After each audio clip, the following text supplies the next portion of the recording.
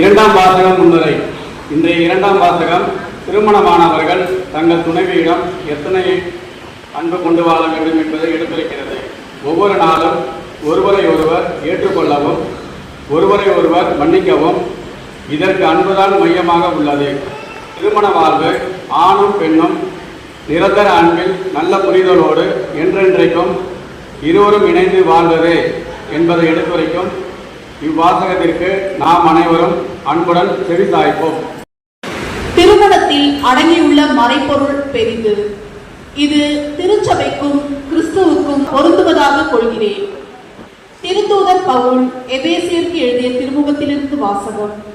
அதிகாரம் 5 இறை வார்த்தைகள் 2 மற்றும் 25 முதல் 32 முடிய. சகோதர சகோதரிகளே, கிறிஸ்து உங்களுக்காக நம்மை நறுமணம் வீசும் பலியும் காணிக்கையுமாக கடவுளிடம் ஒப்படைத்து உங்களிடம் அன்பு கூர்ந்தது போல நீங்களும் அன்பு கொண்டு வாழுங்கள். திருமணமான ஆண்களே, கிறிஸ்து திருச்சபை மீது அன்பு செலுத்தியது போல நீங்களும் உங்கள் மனைவியரிடம் அன்பு செலுத்துங்கள். ஏனெனில் கிறிஸ்து திருச்சபை மீது அன்பு செலுத்தி அதற்காக தம்மையே ஒப்புவித்தார். வார்த்தையாலும் நீரினாலும் அதனை கழுவி தூயதாக்குமாறு இவ்வாறு செய்தார். அத்திருச்சபை கரை திரையோ வேறு எக்குறையோ இல்லாமல் தூய்மையும் மாசற்றுதுமாய் மாட்சியுடன் தம்முன் விளங்குமாறு இப்படி செய்தார்.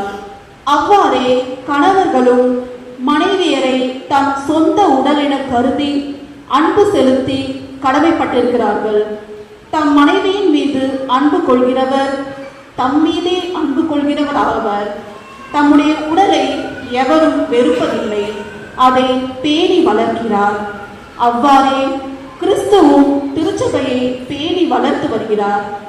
ஏனெனில் நாம் அவரது உடலின் உறுப்புகள்.